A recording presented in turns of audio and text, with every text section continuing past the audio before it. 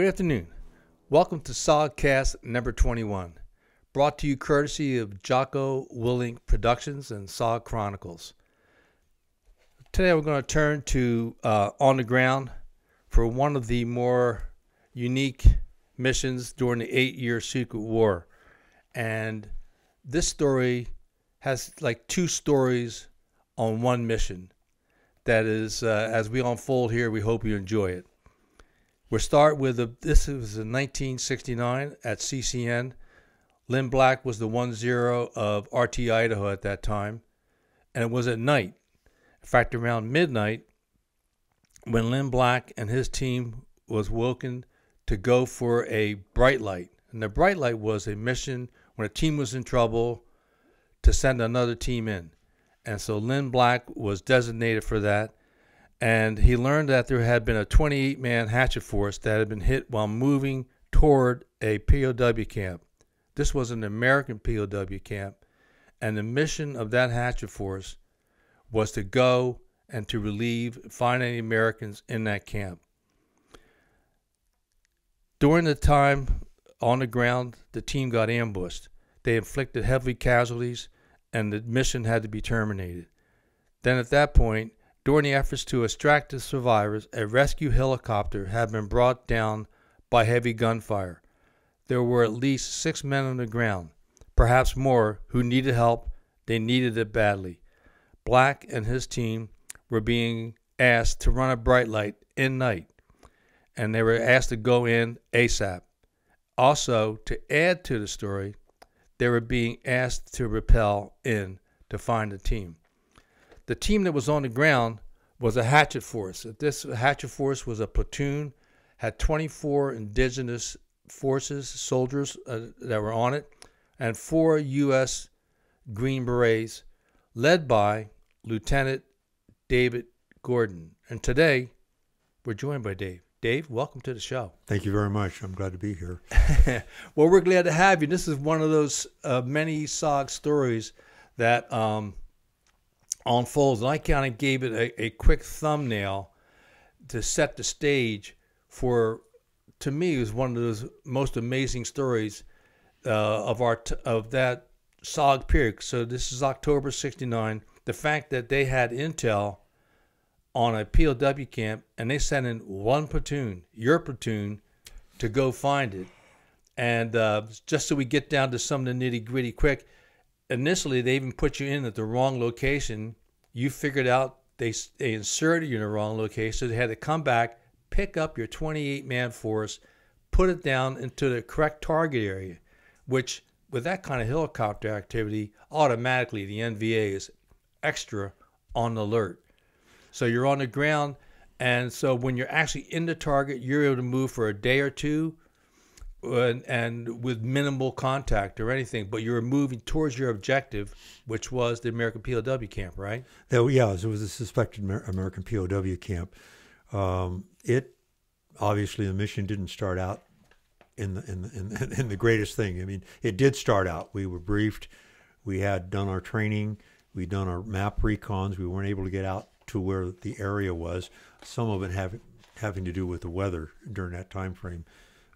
Is always not the best. And that's what created some of our problem once they insert us. We end up staying at the launch site for a day before they could find a hole in the clouds to put us in initially. And then they put us in the wrong location, as you indicated.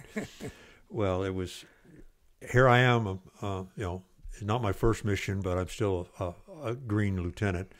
And I'm on the ground trying to figure out where I am once they put me on the ground. And the map's just not lining up with the terrain.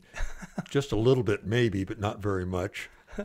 And so we're moving, and I'm still trying to line us up, but I'm figuring, I know the directions we're supposed to go, so I'm starting to head somewhat that direction. And then we ran smack dab into an abandoned base camp, NVA base camp. I mean, there were bunkers, there were trails, there were signs even. Wow. And so we moved away from that and found a place where we could RON for the night and try to figure out next day what we were going to do. Covey, we'd already given Covey the okay. We were okay on the ground, so they were gone. So we're just on our own. And so that's what started out this episode, you might say, or two of them. Indeed. So, but the second day, you were on the ridge line, so you're able to observe from that ridge line.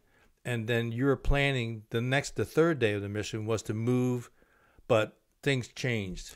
Well, yeah, and actually it was that first day we set up, and all night long we could see across the distance to the west. We could see lights moving on the roads and stuff from trucks, and we weren't going to try to call in airstrikes, which probably wouldn't have been the great idea. It didn't happen, but no, there was nothing available. And we were at max range theoretically at the for the 175s, and the 175s were notorious for not hitting their targets correctly At max range. At max range, especially when you're on the gun target line. So we didn't. We just spent the night there. We got up the next morning and moved, or started to move, and Covey come in for a welfare check. And couldn't find us where we were supposed to be. So we finally vectored him in. And next thing I heard, as I wrote up in my stories, was basically, "Oh, shit. You're not where you're supposed to be." I says, "I'm where you put me." And immediately he did some, working with the headquarters, with the communications, and says, "Oh, we're going to pick you up and put you in the right spot. You're not in the right spot. You're not even on the map." And so they did that, and that's what caused, as you said, a lot of helicopter work in an area where we're not normally there. I'm sure it alerted a lot of folks. Indeed. And then they dropped us in, and we moved all that second day. We moved until we found the spot on that ridge line? Just talked to, the ridge line where we RO in for that night. And then at what point did you get your first enemy contact? We got it early in the morning. We had we'd set up perimeters. My interpreter comes to me and says, "Vuku VC." We hear them on the radios. Apparently, they'd picked up our frequency, and they were talking on our frequency. And my interpreter was very concerned about it, obviously, and so was I. So we set up a little extra perimeter security, and we went to 50%. And we got up the next morning, quietly got everybody ready to go, set up my perimeter, selected my point people, and we started out. We started on the ridge line, and we didn't get 50. They didn't get 50 to maybe 75 feet, and then they opened up on them with automatic weapons fire and RPGs into them and into the trees above us. Right. And so everything was put at a stop at that point, and that was about 6:37 in the morning. No kidding. So then at that point, the mission turns from going to find an American POW camp where the communists hold our people to survival. Exactly. Protect what we had, try to figure out what we were going to do, get our security, and get us out of there. We had called in, and it was no break contact, continue mission. We had dead and wounded. We had to get out of there. So to advance into the narrative where we get your personal experience, during the day, you're able to get your wounded and KIAs out. They're able to get lifted out by helicopter. Mm-hmm. And then at some point, you determine that the mission is done. So then you begin to reduce the number of people from your platoon. They get extracted. And then at some point, get down to you had your last remaining contingent. You had your final helicopter, which was you, and the one prior to you, those were the last two helicopters that left. The second one left, it took pretty heavy gunfire. Yeah, the second one, we really took heavy gunfire. Kind of the day was a long, long day. The first to get the wounded out, the serious wounded out, they came in with jungle penetrator and dropped down, and we got our serious wounded out. Then we had, trying to figure the counts here, we went from 28 to 24, and then we cut an LZ. It was the next thing we were trying to do, was cut an LZ with what we had, because we were in double, triple canopy. So we cut what we could for an LZ, and then we started extractions late that afternoon. The first of the 4 helicopters that were going to need to extract us all out of there came in, got away okay. We're talking all Hueys here at this point? These are all Hueys at this point. Hueys You're right. at this point from the 101st. Hueys at this point. Yeah. The 101st was pulling us out. And they had their gun support as they normally do. And we'd hear a little gunfire here and there, not from them, but from other. So the first aircraft came in, pulled out my first group of people, which was my dead and wounded, not serious wounded, but and the few casualties we had. Then the second one came in. I picked up and I put an American on each aircraft with one of my sergeants, and it pulled out and started pulling away. And it took gunfire, and it actually damaged the aircraft and wounded people in the aircraft. So it went down a ways away. And so the next part of the mission for the support was to take care of that aircraft, get the crew and any of the wounded out. And I found out through Covey that my American had been severely wounded with a couple of rounds in the torso. But they took care of that. So next it was try to get us out. Well, by then it started getting dark. And so I had 12 people left on the ground. Myself, Sergeant Schultz. And you had 10 other little people with you. And so the first helicopter came in. You had, of the 12, you had 2 choppers that are going to come in. Right. And you told Schultz, get on the helicopter with the brew. I'll be leaving on the last helicopter. It would be me and some of my indig. Right. And so as that first of the 2 helicopters lifted off where Schultz was supposed to be on it, that helicopter lifted off, and you're looking at the helicopter. And as it lifts off, who's standing on the other side? Sergeant Schultz is standing on the other side. Smiling at you. And I pointed my finger at him, and I was not, he could tell I wasn't happy, and he goes like this, which told me. And for our listeners, you're putting your hands together, which we're together. Yeah. 2 fingers together, and that's saying to me, we're in this together. Yep, side by side. So he stayed back, and he saved 2 of the yards. Right. He threw 2 on in his place.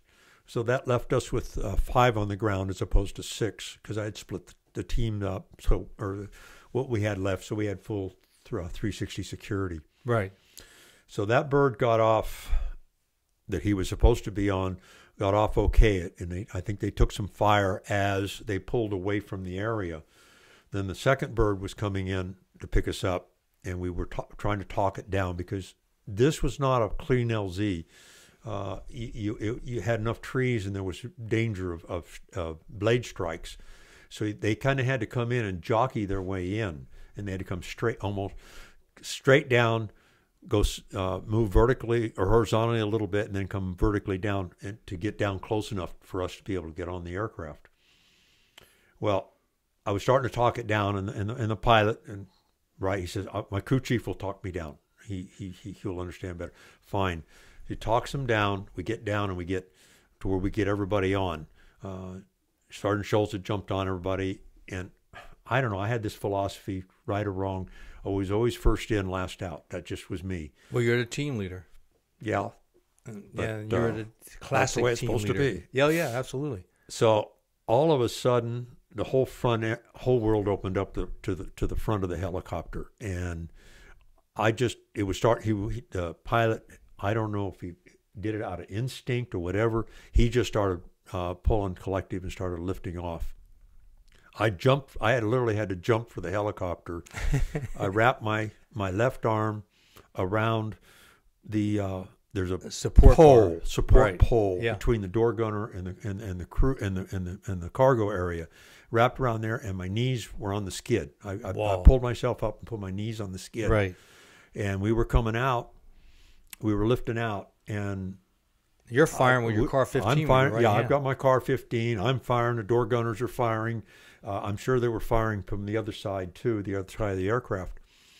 And we lifted out. We actually cleared the trees on the LZ, and all of a sudden we started drifting to the left as you look at the helicopter, and look to the front of the helicopter. And I figured initially my thoughts were, well, we've taken gunfire. What he's trying to do is doing a combination of evasive maneuver and trying to gain speed because we were pretty good altitude. Get transitional lift out. Yeah, get lift out of it, whatever it's called. And so I figured that drift was okay. And then all of a sudden I realized, even though it was dark, you could just see enough because of everything that was going on. We weren't just drifting. We were going down. And I remember that. We're going down. I've got your note on that where you say, quickly, however, I realized we were out of control and we were going down. Suddenly, the main rotor hit trees on the left side and flipped right with such force that I lost my grip on the pole. I was free falling backwards. Yes. And now's where it gets a little dicey. The helicopter was following me, crashing through the trees. I was sure it was going to land right on top of me. I fell far enough that I had time to actually say to myself, David, you blew it this time. That's true. I remember that. It was like it's like you see in movies where you see that slow motion. Oh yeah, the adrenaline event opening up before just slow motion as you're falling or anything, and then I hit the ground and I hit the ground harder than anything ever. Wow, I can't imagine. And then the helicopter just crashes all around me.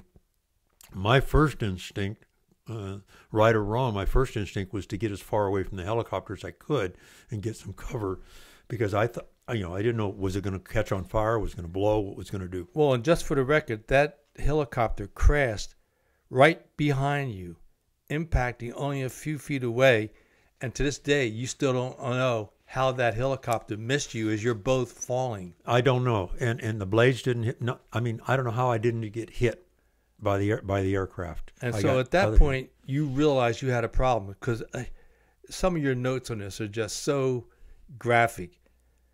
You wrote, I tried to move, but my body wasn't responding. I hurt real bad all over. I needed to get away from the helicopter, like you said. Mm-hmm. I managed to get loose from my ruck, grabbed my car 15, and dragged myself into nearby brush and trees. But you're lucky the helicopter didn't explode. I was able to find anything definite about your injuries. I just felt mangled, and it really hurt to breathe or even move. Yeah. That's when I carried morphine, because I also was trained as a medic, and I carried the morphine on the team. I gave myself a syringe of morphine to try to calm myself, try to see where I was going to be. And then my next instinct after feeling, that I was alive, my next instinct was to check on the crew, because the helicopter hadn't exploded. There was some little fires around, but I wanted to check on my men. Sure. So I dragged myself, and I could do a little bit better with the morphine. I got myself back to the helicopter, and in the dark because I didn't want to turn on any lights. I didn't know what was around us, and I tried my best to check on everybody, and everybody I checked on was gone. They were dead, shot up. The pilots I had to check on them from the back, because that was all shot up. The whole front end was shot up.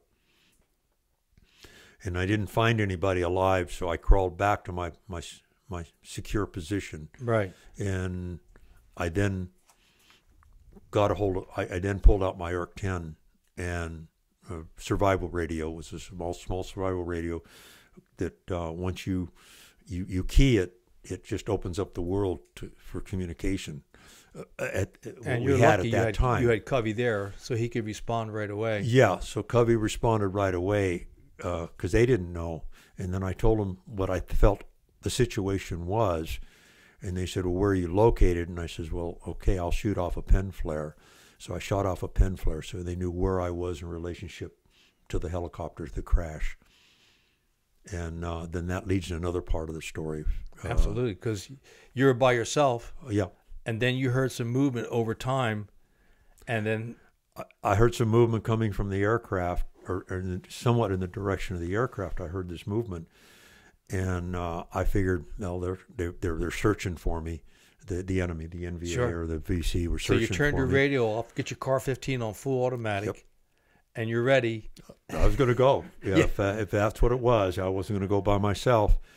And this voice calls out in this deep Southern drawl, and two things happened. Number one, I was happy to hear there was an American alive. Yeah. Because I didn't find anybody alive, and it was safety for him because a deep Southern drawl told me right then and there I had an American, a friendly, Yeah. not even just an American, a friendly, and it saved his life because I was ready to shoot it up, and it turns out that the door gunner and the crew chief had managed to survive the crash because they're kind of capsulated in their back area in the aircraft, Right. and they had a couple of minor wounds from the crash itself, and they had gotten away while I was trying to recover myself. They had moved to the other side of the helicopter into the jungle, and when they saw the pen flare, they realized there was some help maybe, or somebody else alive. So they were moving to me to where the pen flare was fired from to see what was going on. And go back to your note too, getting into your head a little bit. I was emotionally relieved, and I was determined to get us out. I had a radio, you had contact with Covey, and a way to get us home. Then they told me there was another survivor. So you were able to go back, they were able to go back and find a brew, one of your Montagnard tribe Yes. members who's a member of your hatchet force. Yeah, apparently had been thrown to the other side of the helicopter, but unfortunately had a broken leg. We're not sure, at that point. I can speculate, or was told it was a femur, from what the medic had described. I mean, what I found out through other resources, that it was apparently a broken femur. So they had to almost carry him. Or he had a broken leg. I think we'll just leave it at that. Had to carry him while they're trying to help me. So we now needed to get out of there, and that's when they called to have the helicopters come in with strings, with ropes, to drop down to lift us out of there. And when we're at night now. Oh yeah, we're at dark. And also, I think you should tell us and our audience. You didn't know it then, but today, you had how many broken vertebrae and what else was broken? Well, you had a, quote, broken back. Yes. That's a medically defined broken back. You're on the ground, giving yourself morphine. You're going to give yourself a second Surette here in a moment. But let us know what the injuries were that you found out after you survived this ordeal. Well, I found out then, as far as the injuries was, I had L3, 4, and 5 of my back were crushed. I eventually actually lost an inch in height. I've had other ancillary injuries. The contusions on my body were just unbelievable. And that's why I hurt so bad all over. And they were probably what hurt worse at first, because that was, realizing I didn't realize about the back. I've also found out that I have fractures now in my upper vertebrae that they never found out about because they didn't really do MRIs of that area then. Right. And then I've had surgeries due to the injuries that have been mostly skeletal or orthopedic injuries that have developed from that actual fall. Okay, so, but I just thought that's an important context because thank you. You're on the ground with a broken back, trying to do what you're just describing here. You're able to get to your brew, working with the crew chief and the door gunner. And I think that what is not stated here was on that crash, we lost Sergeant Schultz. Yes. And that's just one of those incredible moments where he stayed there to be with you side by side, and that crash had a tragic turn to it. And then also, during that time, Covey, because he knew exactly where you were able to pinpoint your location. Covey was working air assets. Yes. They had Spooky there covering you. going around enemy, to keeping the enemy busy while you're just trying to survive there on the ground. And I Yes. think that at that point, he calls back. Oh, then they try to come in one more time with a helicopter with ropes. Right. And one of the extraction methods, the helicopter hovers. If they can't land, they throw ropes down to you. In this case, they threw ropes that were 100 feet long, but you're in double, triple canopy, and you're going through the ordeal of being on the ground, and the ropes are not long enough. No, they aren't. And we tried moving tried moving also to other locations where maybe they could get closer into the trees, and they couldn't. They just couldn't. So now we're talking. And I think, let me interrupt for a second. Go ahead. You're being very modest here. These two guys are picking you up with your broken back. You're in triple canopy with a brew who's been wounded, and you're trying to move through the jungle to get to a better height. And actually, they were carrying a brew. just so we understand this. I had found something I could use for kind of a crutch, and I was just hobbling along. Morphine had finally kicked in, and I think I could move better. Better living through chemistry. Indeed. So.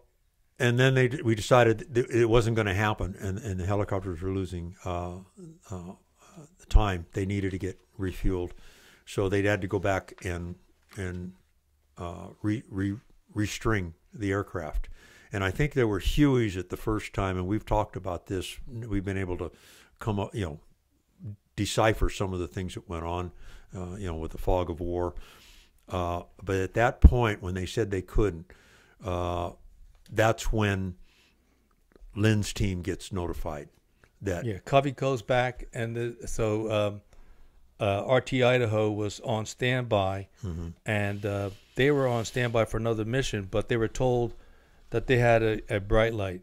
And just for the record, running a bright light at night is exponentially increased. The inherent risk normally associated with the most dangerous of SOG missions. And just for good luck, the brass told Idaho to rappel into the target. When they reached the launch site, Lynn got briefed. They had a medic. Ron Williams was added to the team because they knew that you all had injured personnel on the ground. You being the team leader, duly injured, and nobody knew how severe your injuries were. And with that, Lynn Black launched, and we learned later that the helicopter pilot was Captain On, who flew that mission. And he's one of our legendary King Bee pilots. And he was, they thought they were going to be rappelling into the target. So while they're flying out, they're tying the ropes down. But Captain On was able to maneuver the King Bee into the LZ area near the crashed helicopter so Lynn could get his 6-man team on the ground. So it was Lynn Black with 4 indigenous troop members and the medic. They get on the ground, and so you're aware of them being on the ground, but when they're there, it's dark. There is some light that comes up from the crash site because there's still some burns that are going on according to what Lynn had seen at the site. So at some point, Lynn moves through the jungle. He leaves a couple people at the helicopter, and then moves north of the crashed helicopter. And are you aware that they're on the ground by now? Or at any point does the Covey or somebody say to you, "Hey, the guys are on the ground"? How'd that go? Yes, I was alerted that they were on the ground, and we were going to try the link up.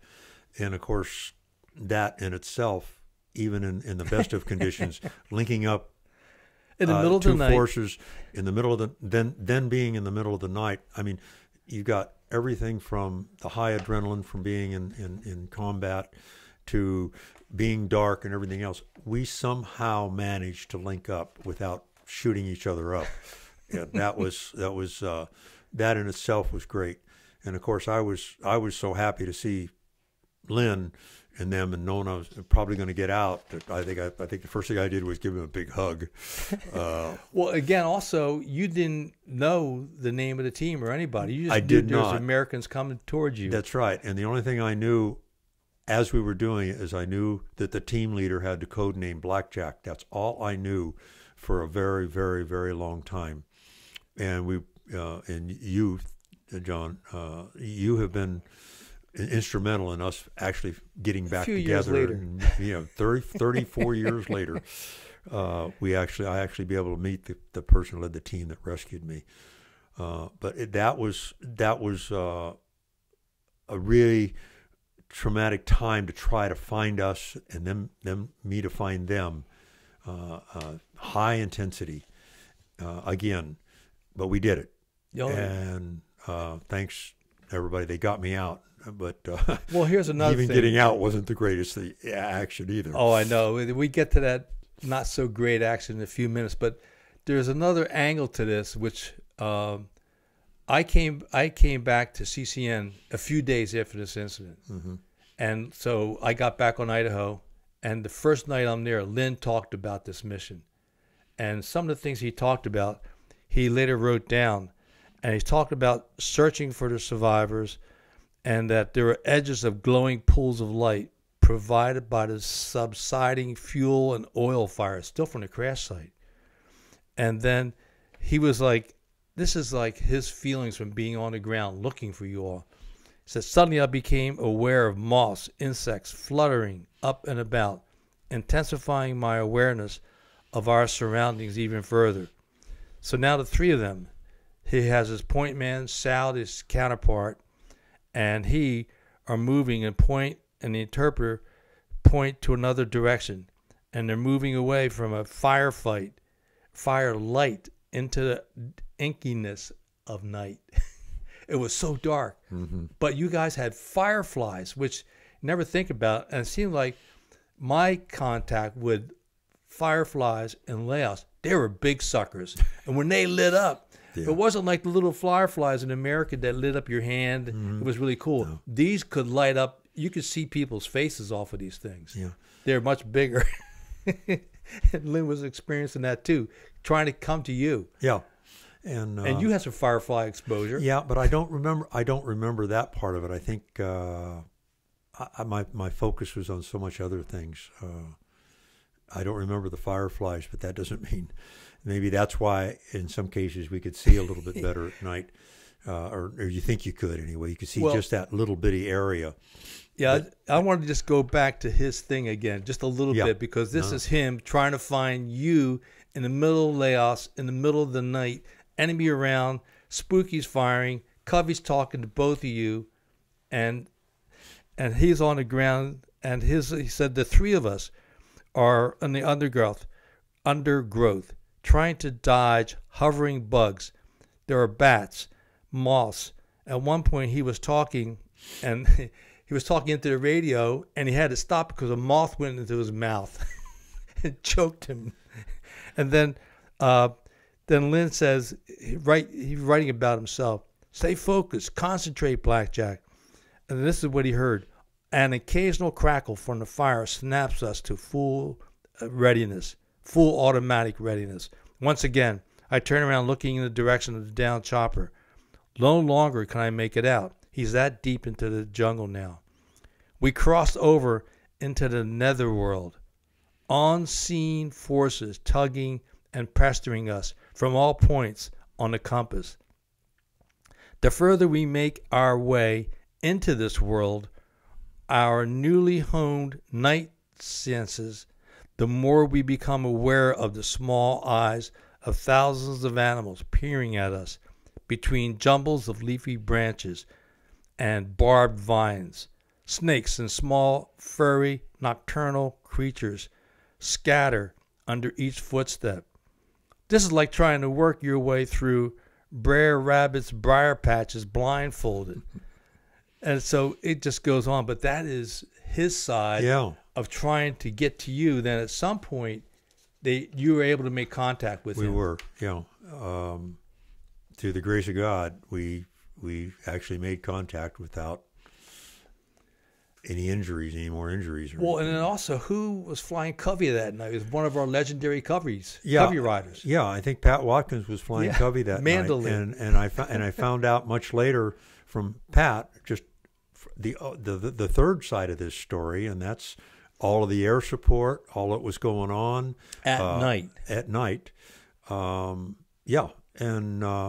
I think he'd come in as a relief because it was such a long mission that they had to swap out Coveys and Covey riders.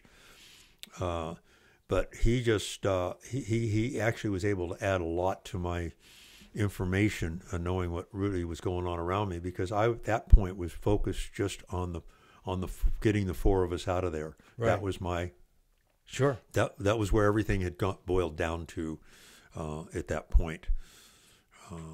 I do remember at one point where, talking about the air support, I had left a strobe light on the original LZ, because when I jumped for the aircraft, I wasn't going to go back and get a strobe light. Right. And apparently there was a lot of movement after the crash on the LZ, the original LZ. And Covey comes up and says, "Is there any? Did you leave anybody behind? There's people in a light on the LZ." And I says, "No, that's none of us. Light it up." And they did. Oh, they did. They lit it up big. This is before the bright light came in. Oh yeah, this was before the bright light. Yeah. This was after I was on the ground. This was before the first attempt to pull us out. So there's just a lot of little sideline stories that go on around this thing that And it's you all learn. at night. And Yeah. this is not there's no night vision, no infrared vision there. And again, had you not left that strobe light, they probably would not have been able to accurately direct ground fire to where Correct. you directed, because you you're able probably to direct it off of that. or even see that there were a lot of people on there, because the strobe light would put out just enough light to see that there was the enemy was there. They were working over the site. Indeed. And then looking, just the last time I want to go back to the blackjack side of this thing, how they're looking for you and they're not able to make contact. And he's moving, and they thought they heard something. And then at one point, Lynn I'm waving my hand in my interpreter's face. I get his intention and retrieve the survival, whispering, "This is blackjack over. This is blackjack over," because he had heard somebody, and he wasn't sure. And he goes, "Blackjack Covey, are you ready for extraction?" So it was Covey who heard him, not you. And so Lynn's trying to deal with this negative mandolin, because that's a code name for Pat Watkins. "Stand by. This is blackjack. We're still looking for the HF survivors, the hatchet force." Blackjack, then on the radio, you came up, according to what Lynn wrote, "Blackjack, we can hear you above us." So take it from there. I mean, well, that's, and I had forgotten how that had happened till Lynn wrote about it. yeah, And then once we knew where each was, we could move carefully towards. I moved carefully towards them. Actually, I don't know. Actually, I don't know that for sure. We did move and we did link up, and then at that point, the medic is able to work on you and the brew. He's ready to assess us. Yeah. Yeah. There wasn't much work they could do on me, because nothing was. There was some wounds, but there was nothing. But the biggest problem was, of course, the brew, in my opinion. And then Lynn calls in through Covey, calls in to get us out of there. They had restrung the helicopters, or set up new helicopters with longer ropes. Yeah. And then that's when the whole extraction thing started. With Lynn and his team took charge, and was able to do everything, and start to get us out of there. And the only thing I remember with Lynn is that he and I had a little bit of discussion. I wanted to send the team, because they could only take out two at a time. And I wanted him to take out the two Americans, and he said, "No, you're going out." I said, "Okay." It wouldn't have been my choice, but he was in charge. And so what you got to explain too is, on your extraction, we had a rig that was called the McGuire rig. Right. So at the end of the rope, there was what we called the McGuire rig, was basically a strap that was hung, and it came down about 6 inches wide. It hung down 2-3 feet, and then the other side would go up and reattach to the rope. So it would hang there like a large seat. And then at the top of it, on the left-hand side, I think there was a strap or a rope that the people getting extracted could put their hand in and tighten it. Correct. Which you did that day or that night. I mean, yes, they put me in the sling and before they lifted off. Before we lift off. Oh yeah, and that was what it was. It was just a canvas type seat that just wrapped around your legs, and your right arm generally went around and grabbed a hold of the rope or the other part of the seat, so you were strapped in, because it basically came down in front of you, as I described with my hands in the video. It came down kind of in front of you, so you wrapped your hand around and grabbed your harness, so the top of the McGuire rig was between your chest and your arm. Your left arm went up, and they put it in a noose, for lack of a better term, for the latted security. Well, this turned out to be a lifesaver for me. And the reason why that was there was just because if somebody got shot, became unconscious, or in your case, when you're finally lifting up, there is gunfire at the helicopter lifting you up. Mm-hmm. And instead of lifting you up above the treetops, you become a human pinball. In the trees. The trees. And then what happened there as you're going up? I mean, this is like a nightmare compound. Right. What happened is it knocked my seat, my butt out of the McGuire rig seat. And so I'm essentially hanging by my left arm and telling myself, it ain't going to happen twice. I am not going to go through this again. And so they finally clear, and I'm hanging there, and the medic has gone out. Sergeant Williams has gone out he decided to put the brew in his lap, the Montagnard in his lap. And you two are side by side? We're potentially side by side. And I can't see this. I'm at a point of at some point you may have even passed blacking out. Yeah. Sure. I just remember hanging there and telling myself it ain't good. Well, it turns out that Sergeant Williams, the medic, had decided to take the brew, put him in his lap, and take him out because he was too small to fit into the McGuire rig, and he's afraid of losing him. In hitting the trees, sadly, the brew was knocked from his grip and lost him, and he fell to the ground. I did not know this till many years later. I thought the four of us had gotten out, and I found out that the brew didn't make it, and there was no any possible attempt to rescuing him at that point, because we didn't know where we were, later in life. Right. That has to be a tough thing for Sergeant Williams to deal with for all of his life. Yeah, he was an incredible medic. Yeah. But so they get me, they get to an area, and I think they're low on fuel or something, or they decided to get down on tarmac and get me inside the aircraft. Because one of the reasons why is because when you have people hanging from ropes, the helicopters take more energy, they burn more fuel, and if they can find a spot, they will land, and sometimes it's a rough landing, which you had. It was a rough landing, and I got drug across the tarmac. I don't know how far, and then they got me into the aircraft and got me to the hospital, and then all the little things that went on for that too, which is all other stories. So I got bounced around pretty good that night. No kidding. And then they were able to extract the crew chief and the door gunner, and then Lynn was able to get his team out.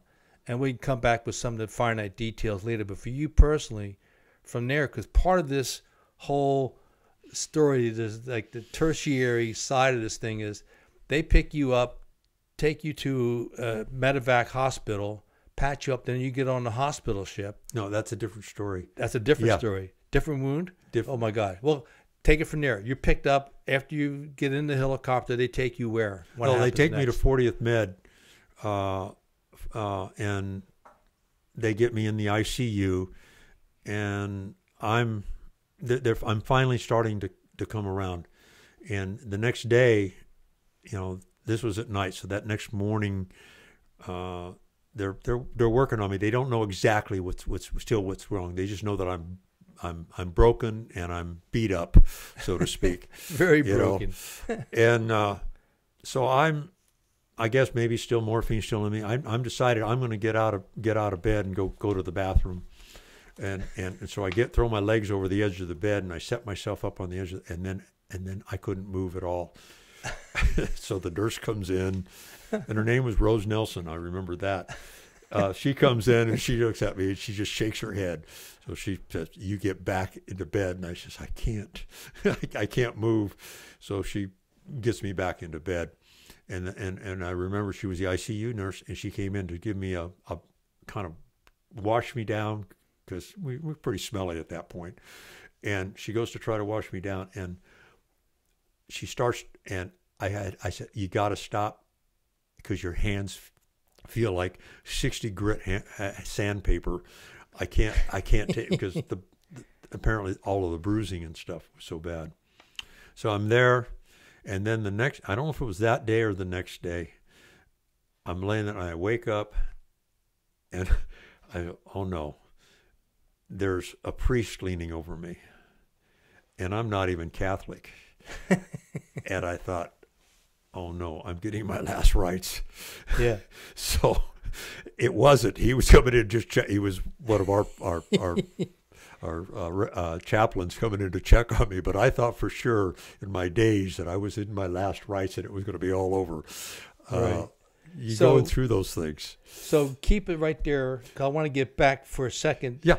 Because the other side, getting back to Lynn's side of this thing, which is the Mm-hmm. recon team side, and there's 2 points of it. He had this whole dialogue between you and him before you finally connected, which went on a lot longer than your side of the story, but you finally did connect.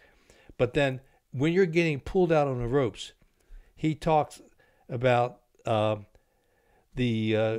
you're starting to go up, green tracers and rockets light up the midnight sky.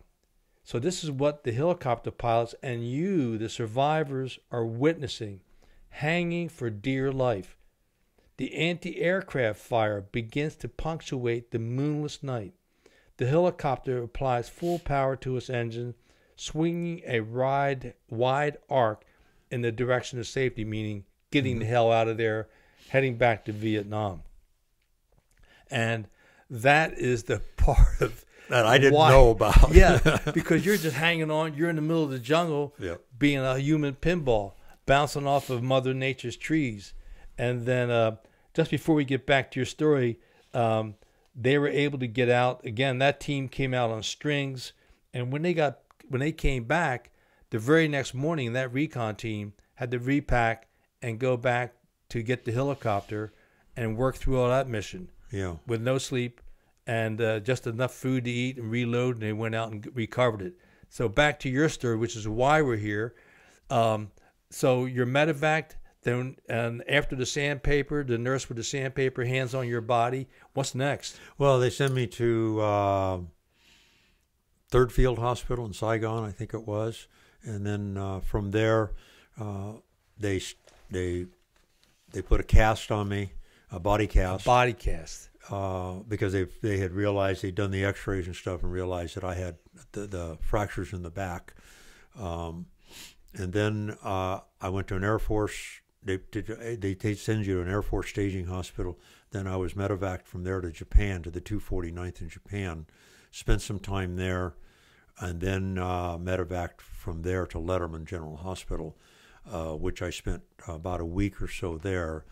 And they felt I was stable enough. They'd taken the cast off, that I was put on convalescent leave, and my mother come and picked me up with some friends. She brought up this big Cadillac. And you're still in the body cast? No, I'm not. I'm out of the body cast, and I just have bracing on. Really? I had gotten out of the body cast, and we talked this story, but yeah, but you got to tell why. Oh, okay.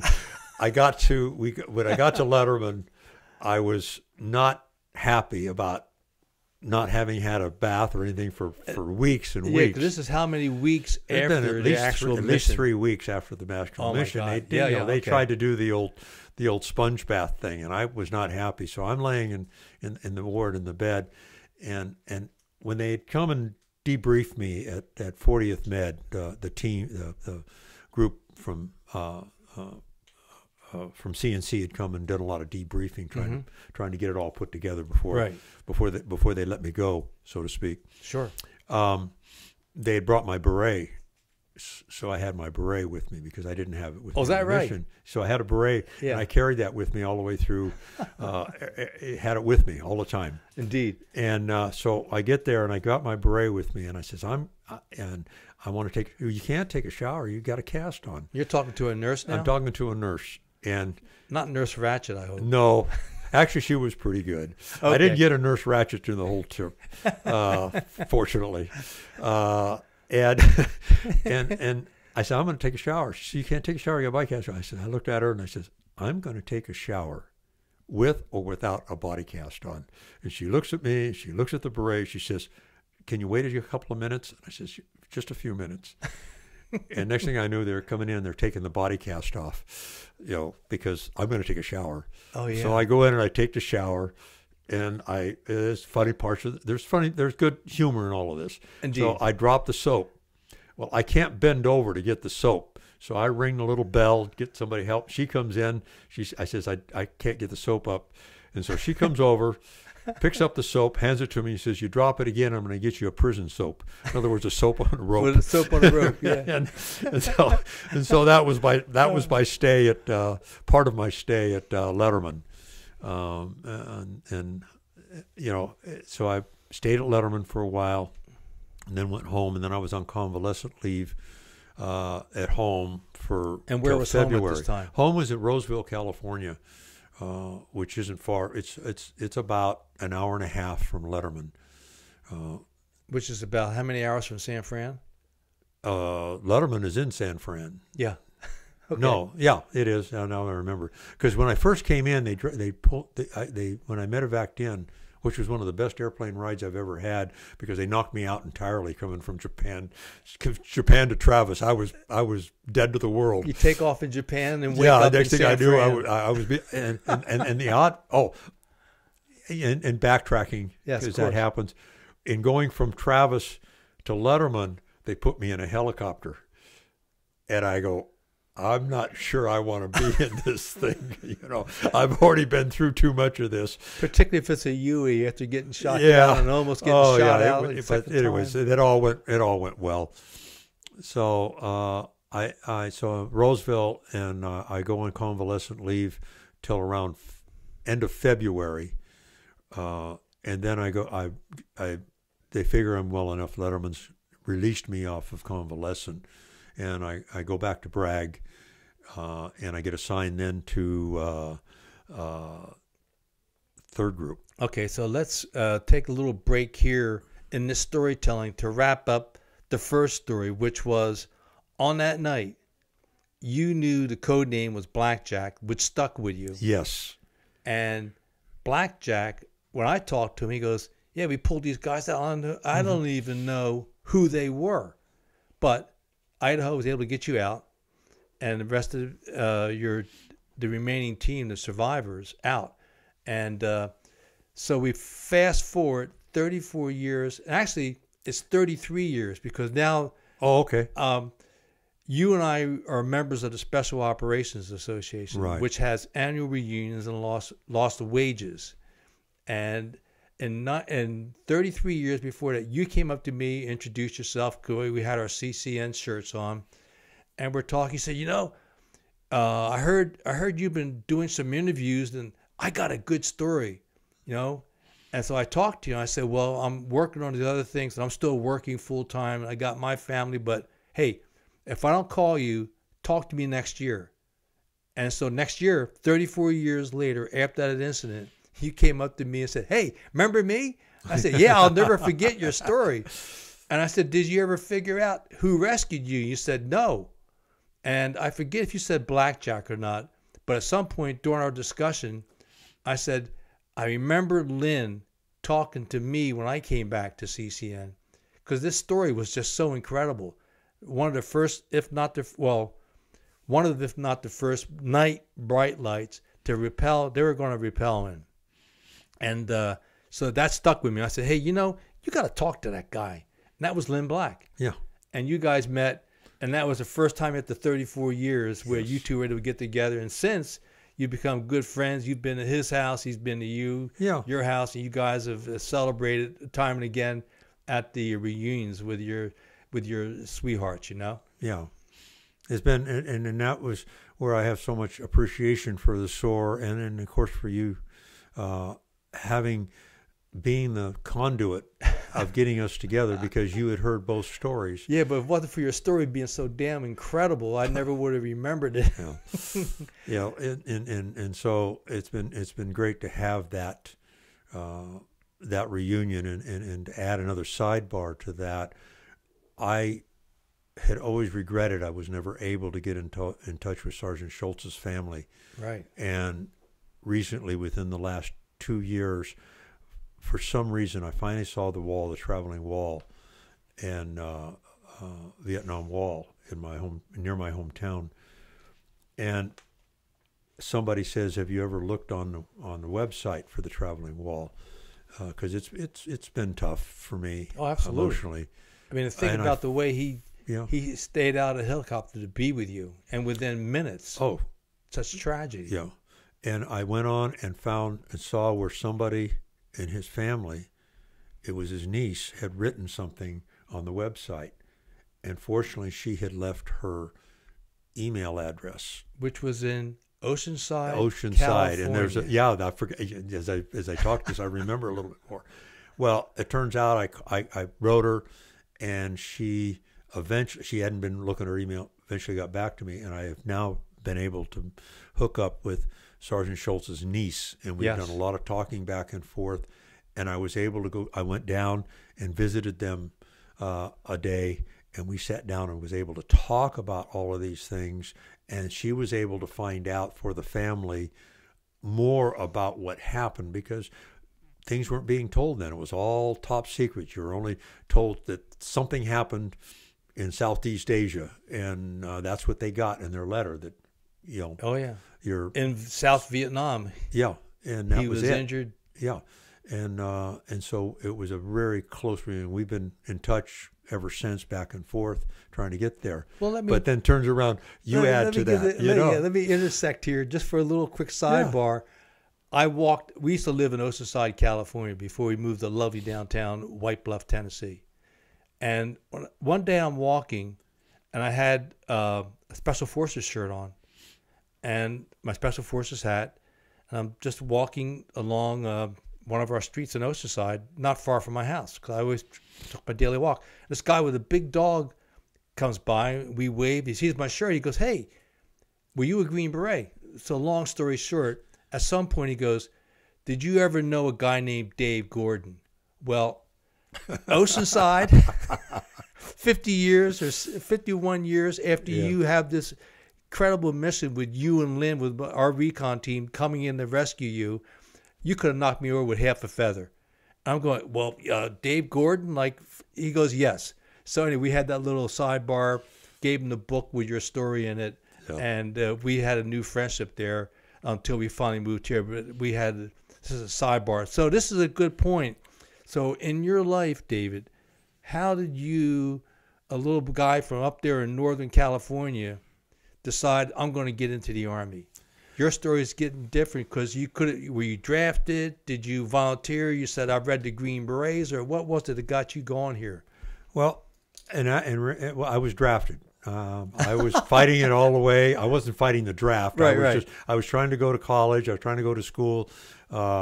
I enjoyed the campus union more than I enjoyed my studies, and so I wasn't getting very good grades. Oh, I know that feeling. So I got drafted in the original draft, not even the lottery draft. Is that right? What year is this? I was in '67. Okay. January '67. You get this California boy, and was sent to Fort Lewis, Washington in January. So that was a treat on itself. So I went through Fort Lewis, and then they decided I was going to be a medic. So I went to Fort Sam Houston, Texas, and became a medic. And that's when I first got interested in Special Forces, because of the medical training, the Special Forces medical training. We had a lot of the guys that were there that I'd run into. And I was kept at Fort Sam Houston for a while to run troops. They kept me there instead of sending me to. When you say AIT. Run troops, what do you mean? I was acting sergeant in charge of the new AIT troops that were coming in. Okay. And then and I was on standby to go to OCS. Well, that got put on hold, and they sent me to Germany to be to the 509th Mechanized Airborne Unit. And I wasn't even airborne. So I walk in, and I want to become airborne, and First Sergeant Rode, first sergeant's there, a great first sergeant, had two soles of 2 feet painted in front of his desk, and that's where you stood when you talked to him. Well, he asked me, he says, "You're not airborne." I says, "No, sir, First Sergeant." He says, "You want to go to airborne school?" I says, "Yeah, I would like to." He says, "Okay, get your stuff. You're leaving tomorrow." So they sent me to Wiesbaden to airborne, to jump school. So I go to jump school in Wiesbaden. Really? Yeah. I didn't know they had one there. Yeah. And so I went to jump school there. Yeah. And then I came back, and I was in a medical platoon for a while. And all of a sudden I get called in, and the First Sergeant Rowe decided I was going to go to NCO Academy. So they turn around and send me down to the 7th Army NCO Academy. And I'm down there, and of course, at Battles, you also had the Special Forces teams down there. So I come Special Forces group, right? Yeah, so I continue to come associated with the Special Forces. So I get back from the NCO Academy, and I did fairly well there. So next thing I know, I'm being called in, and they're going to send me to OCS. So I leave and go to OCS. When I come OCS, you get to pick. You get to put in your preferences. Your preference for? Well, I put in my preference for Infantry Special Forces, and I got it. Really? And so I go to Fort Bragg. And after you graduate from OCS? After I graduated from OCS. So, at the top of the class, I assume. I don't remember that. I remember we had. I remember we had a lot of shenanigans. That's for sure. And well, we had so kind of good. a special class because most of our class was prior service. Really? They weren't brand new out of college or brand new recruits. There were a lot of prior service. We had former E7s, E6s, supply sergeants, people that were in the MI, and so we had fun. We had fun in that class because people knew things and could do things that the TACs weren't ready for. Yes, and OCS is never the same. No, it wasn't. So, I mean, we invented a candidate. We actually invented a candidate, and the guys that were MI had background training breaking into the safes. Right. They broke into the safes at the battalion headquarters and invented this candidate, and we'd have people take tests for him and stuff, and they never could find him. How did the candidate do? Did he graduate? He graduated, but the sad part of it was, and we did it about the time they did some recycling candidates coming into OCS, because they do that for people who got injured or something like that. And the sad part of it was we had some guys that stayed as TACs, and we heard from them later, is that the next class they had a candidate Fulton come in, and this is what we named this guy, Candidate Fulton. Oh, no.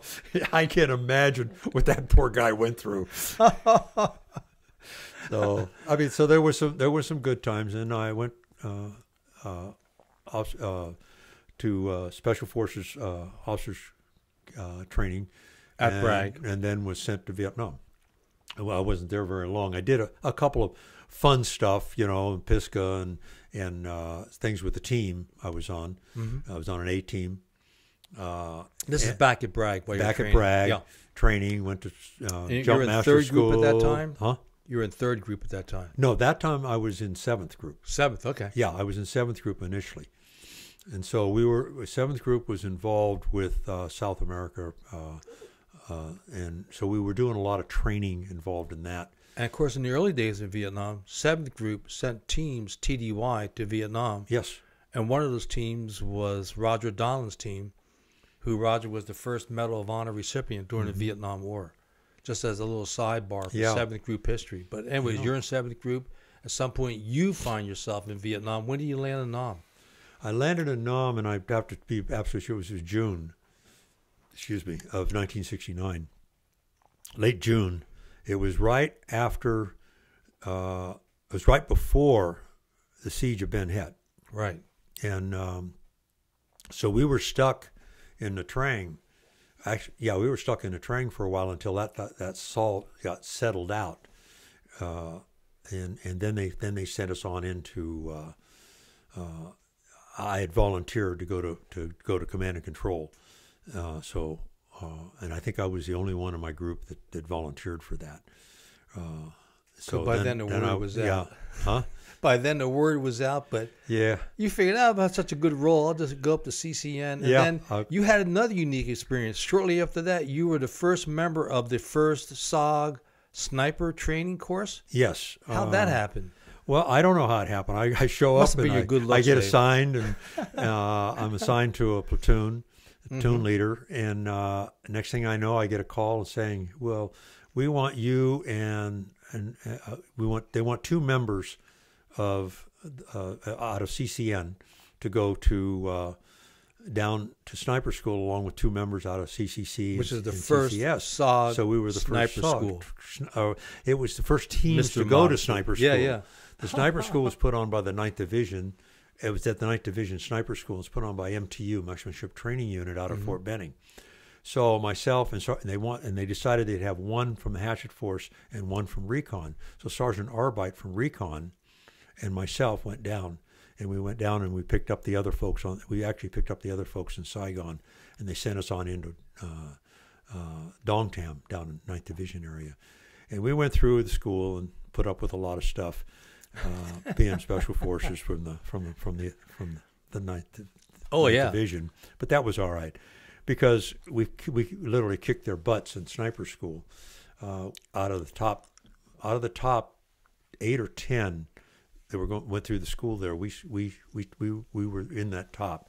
I was number 1. Sergeant Arbite was number 2 in our class. CCN stood tall. Oh, we stood tall, and actually, SOG stood tall, and then and actually this was in Sergeant or SOG Chief SOG General Colonel Cavanaugh is the one that wanted this put together. So I was able to brief him going in and brief him coming out, and really a perfect gentleman. I mean, what a person. I mean, and I was nervous as hell. Here I am, a young second lieutenant, and I'm briefing a full colonel who was that's in Chief charge, SOG Chief SOG. That's because Colonel that's God to me. Right. Well, it was because Colonel Cavanaugh came in early August of '68, only 2 weeks before the disaster that would be before, when we lost 16 Green Berets in that sapper attack, and he was a World War II vet who saw incredible combat. He had several Valor Awards from World War II, but he's highly respected, and he really cared about the men involved. And that, for you to get briefed by him, and then you come back, you're done. So how'd you debrief him? That's well, we just talked about it. We talked about particular missions that might be available to use snipers, because you had to carry extra equipment, and it really had to be a specific mission. You couldn't just walk around with a sniper rifle hoping you'd see something. And so we talked about some of the different missions, even though I was very novice to it, of that type of thing.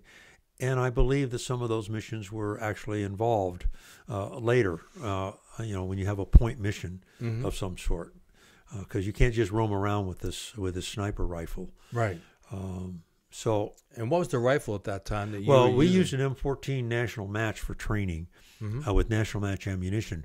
What they purchased or had for SOG operations was a bull barrel Remington 600 with the same scope system that we were using, and that's what they were going to use for the sniper missions for SOG operations for the teams that went out, and we're going to do that.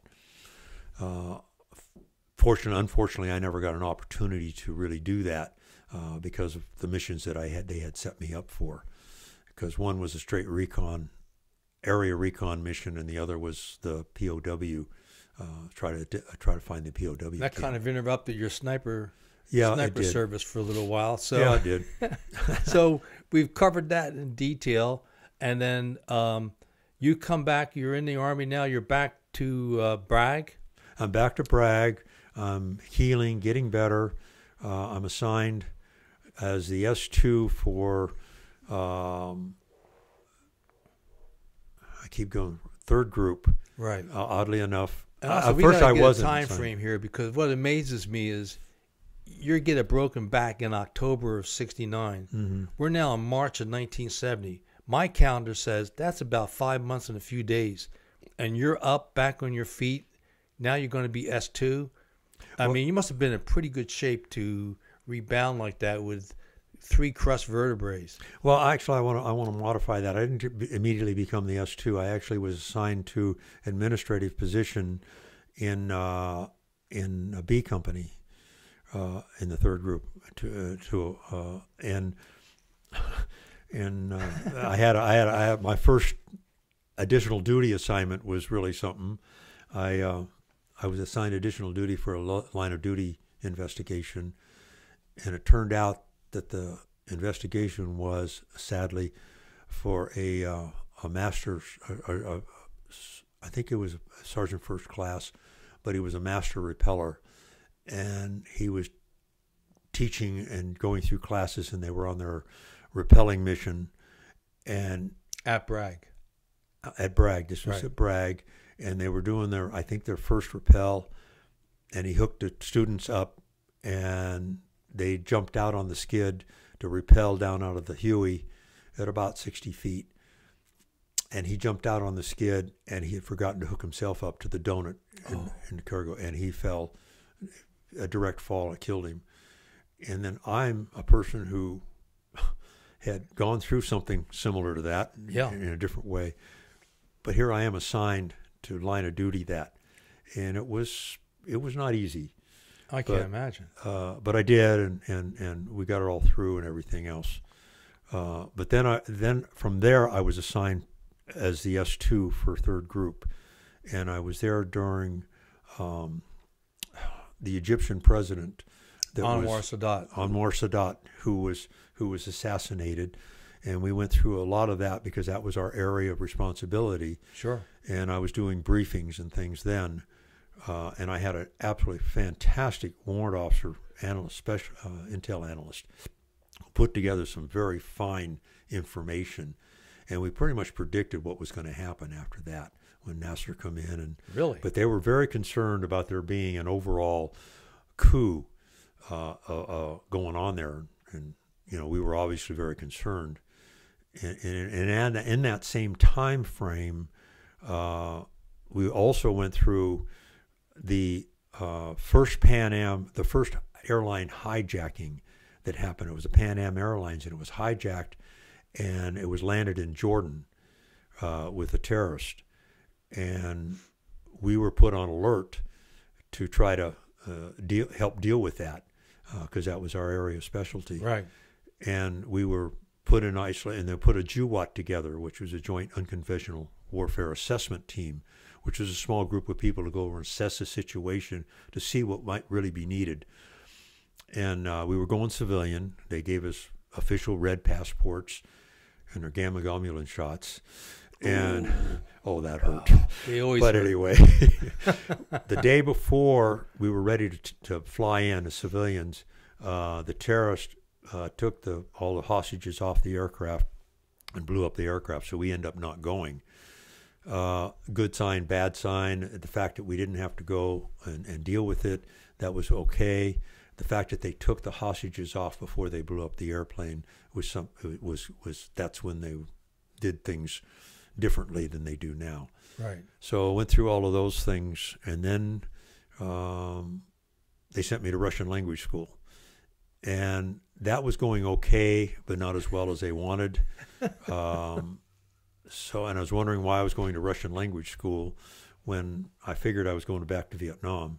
And then I said, I want to go back to Vietnam. So I asked to go to Ranger School first and then be sent back to Vietnam. So I went through Ranger School. Really? And then back to Vietnam. And were you landed at CCC in Kontum? Well, I kind of landed there by accident. Not by accident, by intent. But the fact that I got there was strange. I was pulled into the repo depot when you go through. Right. After you land, coming back to Vietnam. Yeah, coming back to the repo depot. And they have, you're there for a couple of days till they figure out what they're going to do with you. And I didn't have contacts in Bragg to make sure where I was going to go. So sadly. Anyway, this colonel, his name was Colonel Carpenter. I remember that. He was lieutenant colonel. He was in charge of the repo depot. And he calls me in, and he says, I see you've been in combat, and you've had your experiences in combat. He says, but you haven't had any command time. And I says, well, that will probably happen. And he says, well, I have an opportunity for you. And I said, I have 4 companies here. I have a D-roast company, an R&R company, and an incoming company, and a headquarters company. I says, okay. And I'm sitting there and I'm listening. And he says, I really need somebody for my D-roast company. Company commander. He says, and give you some command time. You've got some command experience. You might be able to deal with some of this. By now, you're a first lieutenant, right? No, I'm a captain. You've got two silver bars. Yeah, I had been promoted to captain and that's why I got sent to the S2, is because the position I was in was a lieutenant's position when I first got back. So this is 1972? 71, I think. Late 71? Yeah, late 71. Okay. Mid 71. I can't believe all the territory you covered now. Yeah, I've covered a lot. So I look at him, and he tells me all the problems they have with the D-roast company. They got guys that come in. They got to be drug tested before they can go home. They've got, some have PTSD. Some, every now and then, one of them Some have syphilis. Yeah, have a lot of things. And so they have to they want to clean them up before they send them home, so they don't get to go home right away. Right. And I said, so every now and then somebody will get a weapon or something and trying to take over the barracks. So I looked at him and I says, okay, that's fine. I says, I have a solution. I says, you do is you shoot the guy, then you treat him for his drugs and his gunshot wound at the same time and send him home a hero. And he looked across the desk at me and he says, I don't think you're the guy I want for the job. And I says, I'm glad you see it that way. Now, can I go here? And he could have screwed me over something fierce, but he did not. He did send me back to commanding to SOG. Yeah. And then from SOG, they needed a staff officer at CCC. They decided they weren't going to put me back in the field. And again, you land at CCC, and you have some interesting circumstances that arise that you had to address. Oh yeah, there was a lot of things at CCC. It was a good operation, except it was totally different than what I was used to, because when you're was in Da Nang when we were at FOB2, you're isolated. You have your own camp. Right. Here we had a road running right through our camp. Through the middle of the camp. Right through the middle of the camp. You know? Recon's on one side, the tavern and the hatchet forces are on the other side. And the hospital was split by the two and the headquarters. So I was sent there as a targeting officer, which was good. It gave me a chance to start learning other staff work. And I got to be more involved with the targeting and what was set up for the missions and doing the briefings on the targets. So I got to learn more about operations that way. It actually was very good. But I also got tagged for a couple of missions. One in particular was they had a CH-34 go down. CH-34? No, Jolly Green, 53, CH-53 Air Force Jolly Green had been shot up and had to land at a base. Engines were shot up.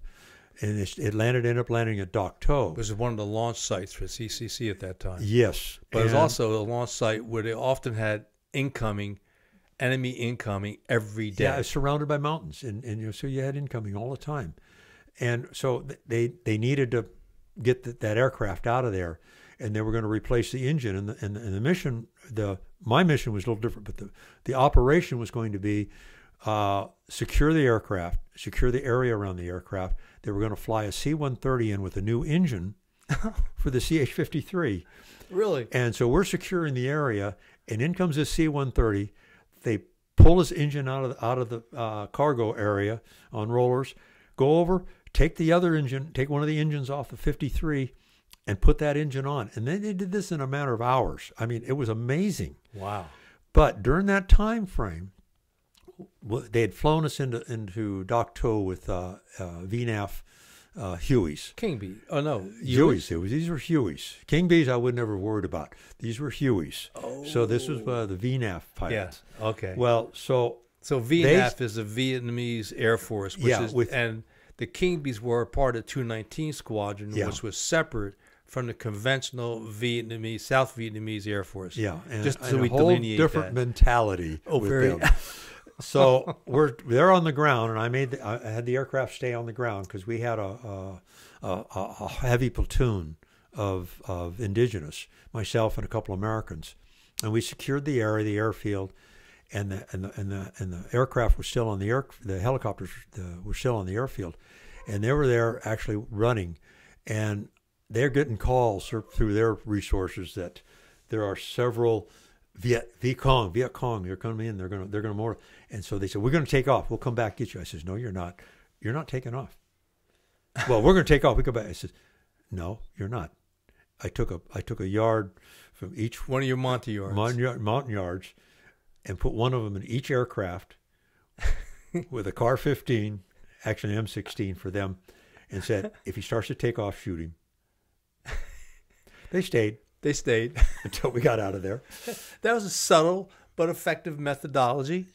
That was how I did things, and sadly, that's how I did things as I stayed in the military, which kind of caused me some problems through the years. So that was that mission, just little things you do. Oh, sure. Any other highlights for your second tour of duty before we get to your third tour? Well, my second tour, SOG was winding down. Right.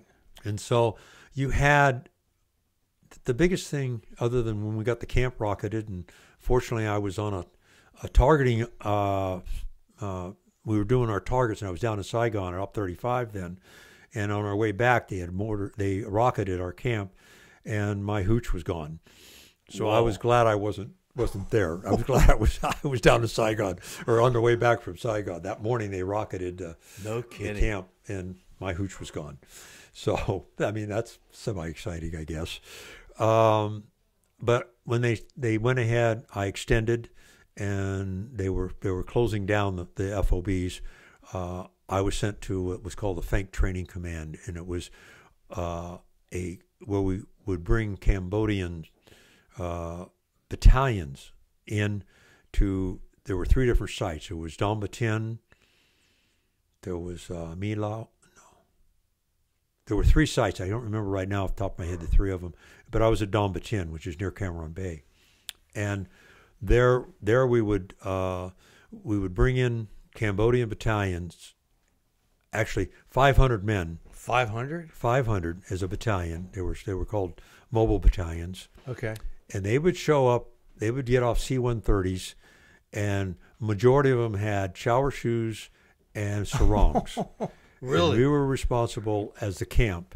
I was the S3 at the camp. Right. We were responsible for not only outfitting them with clothing and equipment, but training them from individual training to battalion-size operations in 12 weeks. 12 weeks. And we would have as many as 3 battalions there at different intervals of training at a time.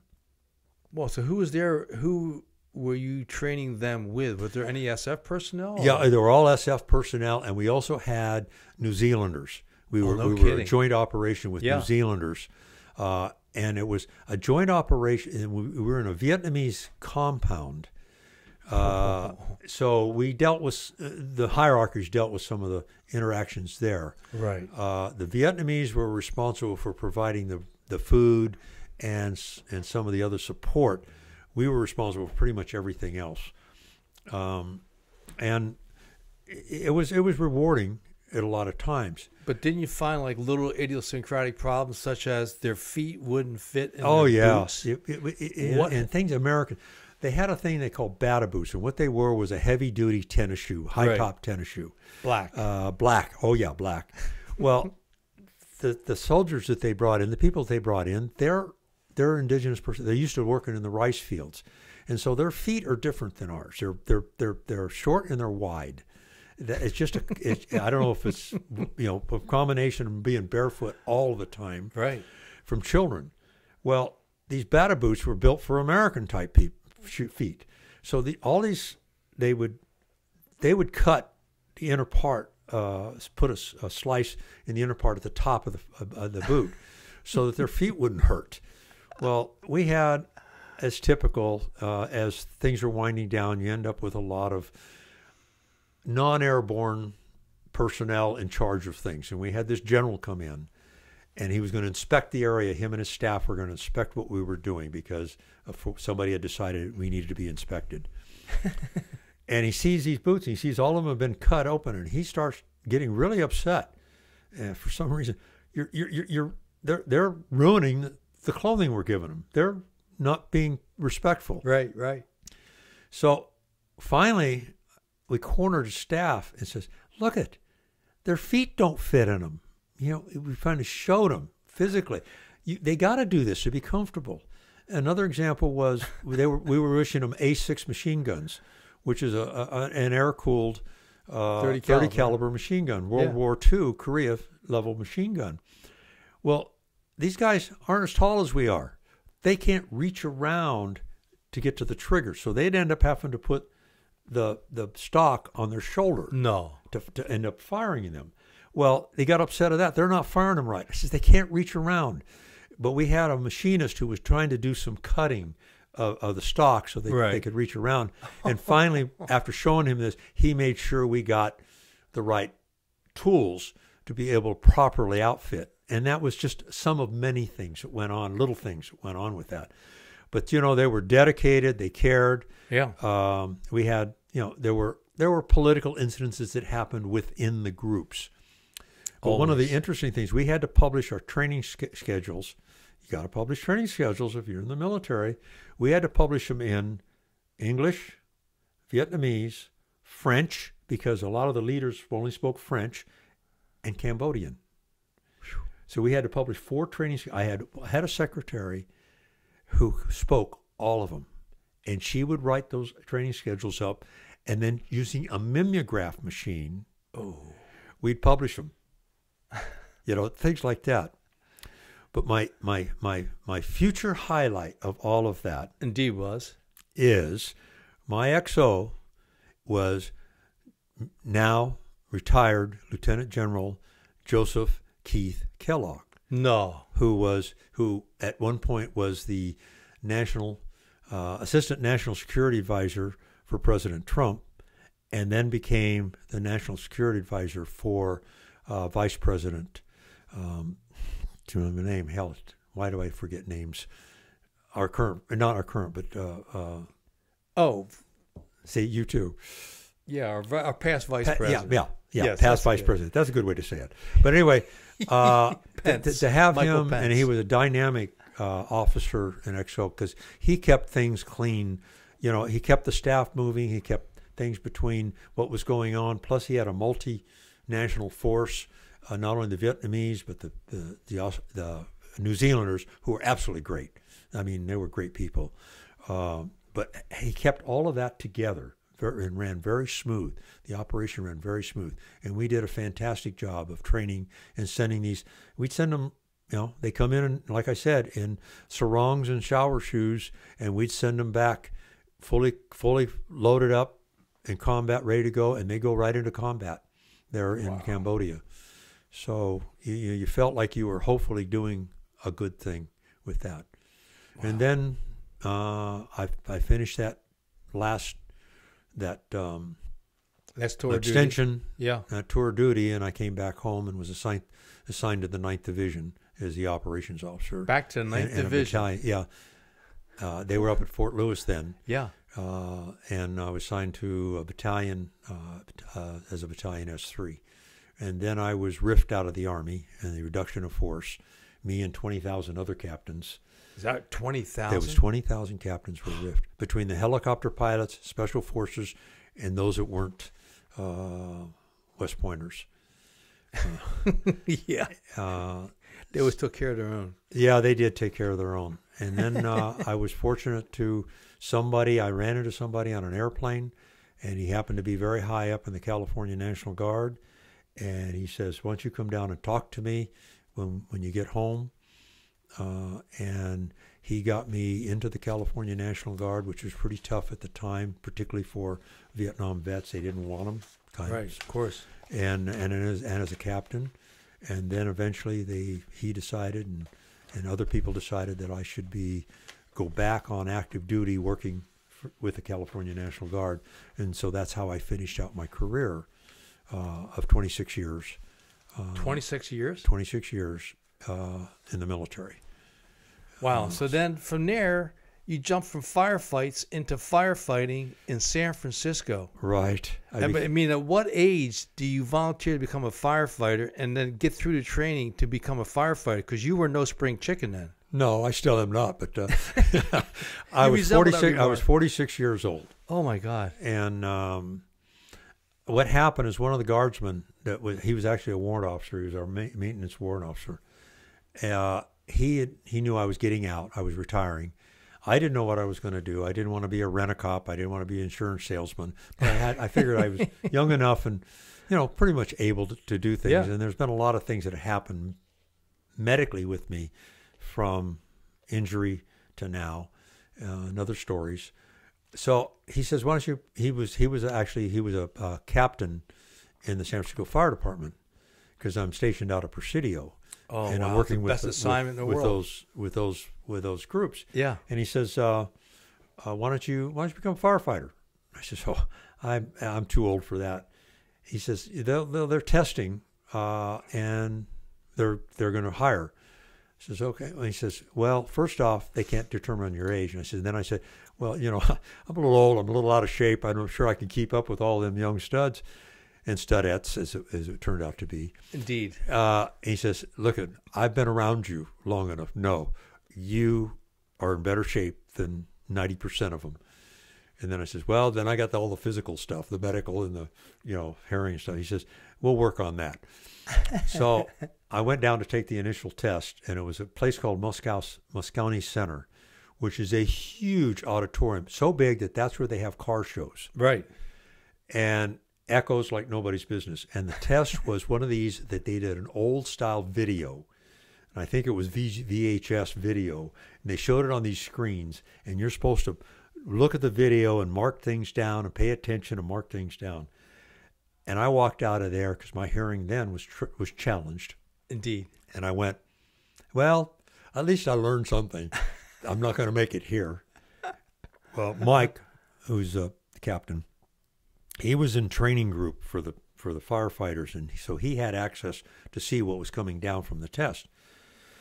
So out of 7,200 people that took the test, I scored 28. No. I couldn't believe it. I went, how did that happen? I think if you had good hearing. Yeah, I could. Maybe it's because I couldn't hear it. I swagged it all. Yeah. And because of things that went on, it took about 3 classes for me to get in and become a firefighter. And so I became a firefighter in San Francisco Fire Department. Went through they did their own training. I had to go through the medical, and that I was fortunate because I was really good friends with the commander at Oak Knoll Hospital, where I'd had shoulder surgery about 6 months prior.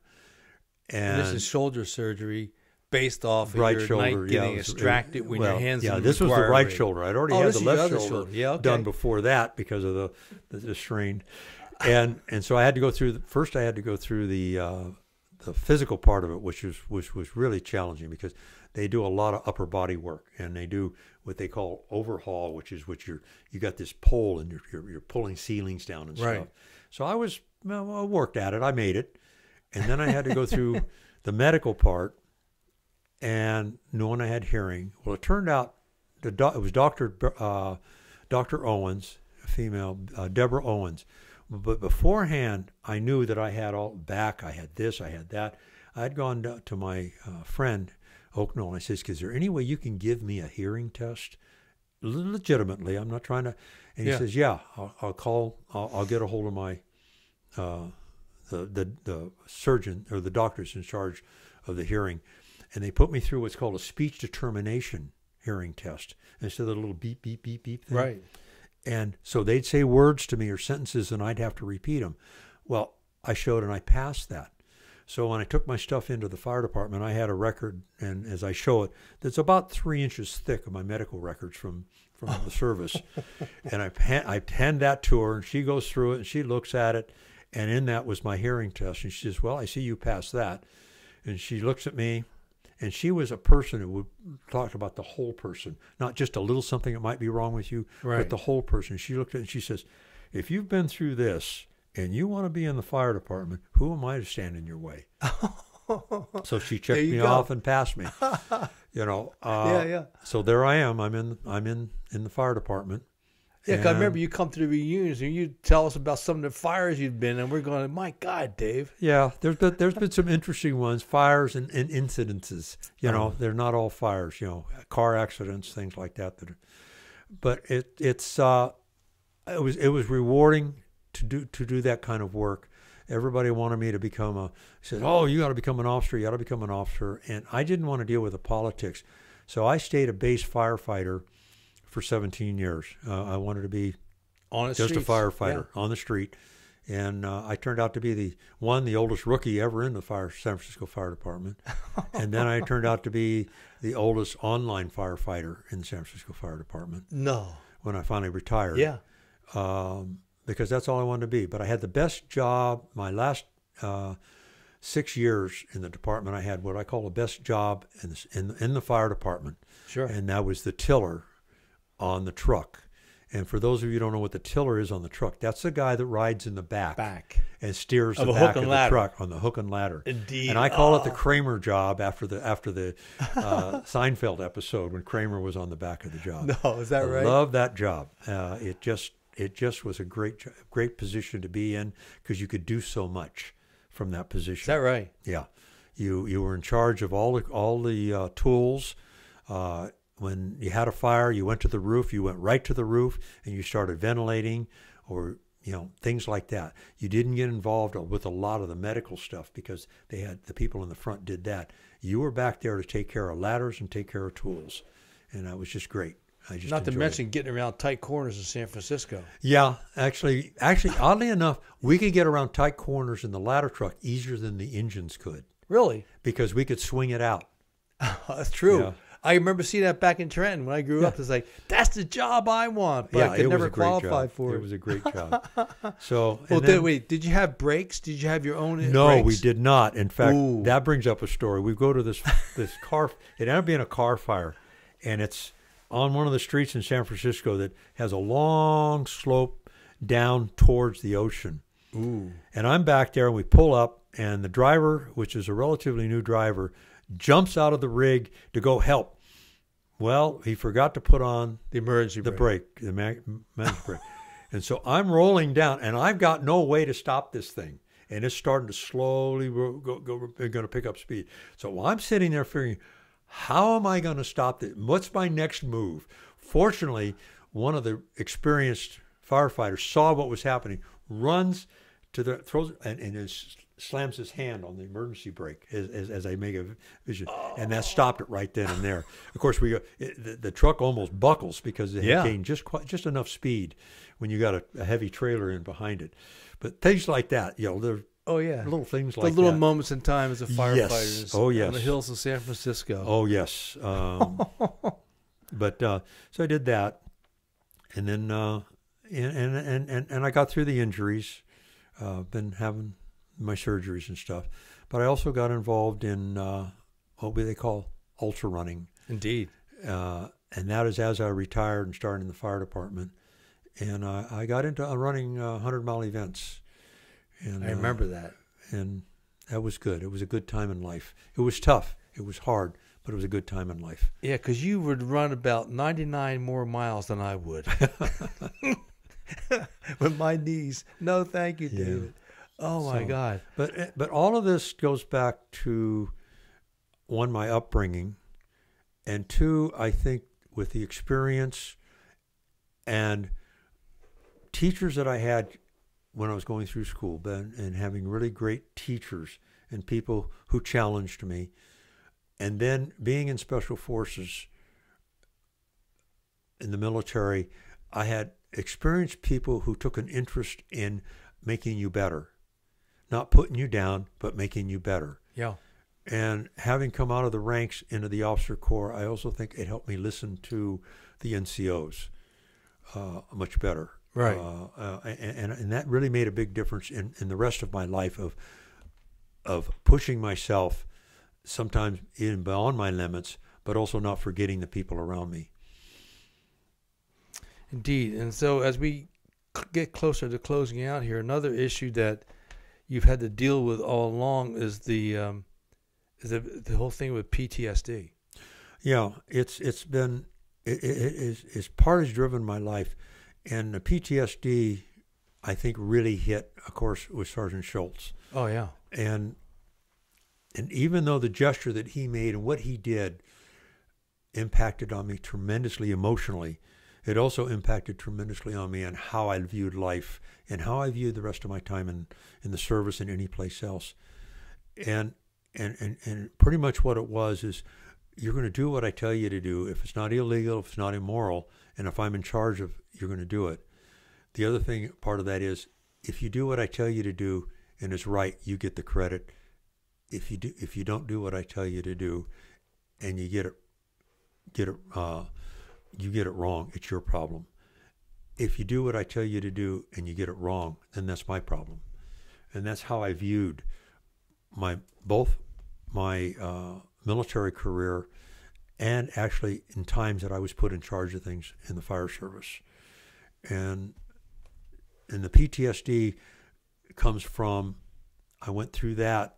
I went through more experiences in the service, not just Vietnam, but also in life. Sure. Where when I first became the S3 in the 9th Division of the battalion, I had one of my operations sergeant was very definitely alcoholic.